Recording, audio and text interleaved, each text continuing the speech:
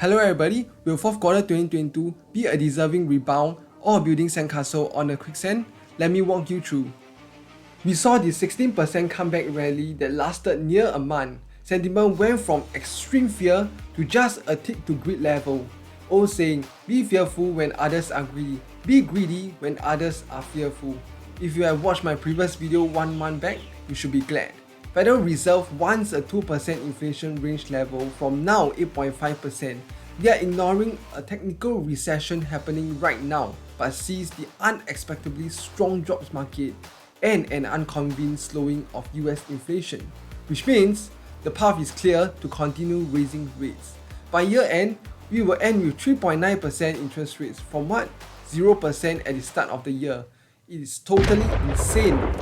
Another interesting point, technical chart gaps. 9 out of 10 gaps are typically filled. We can easily see 4 gaps in the S&P 500, and the same is happening to many other companies. Go check them out now. It's never a good thing for the stock market. Do know that I'm not advocating you to sell the market, but please be tactically cautious with your position. Deleverage, hold long term, and never be FOMO.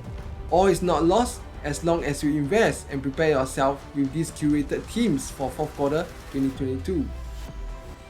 Growth stocks are predominantly priced based on future cash flow, while value stocks are based on present cash flow. Inflation comes hand in hand with higher interest rates, and which discounts and value growth stocks last.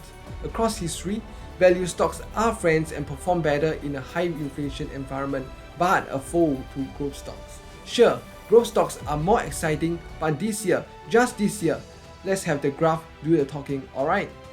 Convinced? Here's what you can consider now. Invesco S&P 500 Pure Growth ETF, Berkshire Hathaway Incorporation, Travelers Companies Incorporation, and last but not least, LVMH. Next, investing into volatility. 2022 started off as a volatile year. S&P 500 entered and exited the bear market level last month. Look at the fear index. Up, down, up, down, up, down. Seriously? Expect fourth quarter 2022 to continue with such volatility. Here's what you can consider. Hedge your blue chip stock position by buying a put option to limit your downside, especially in current low volatility and low premium environment. When volatility spiked up again, start selling cash cover put options to get higher premium for income. In essence, buy premium on a greedy market, sell premium on a fearful market.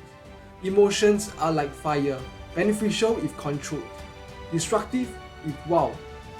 Always be patient, stay tuned for part 2.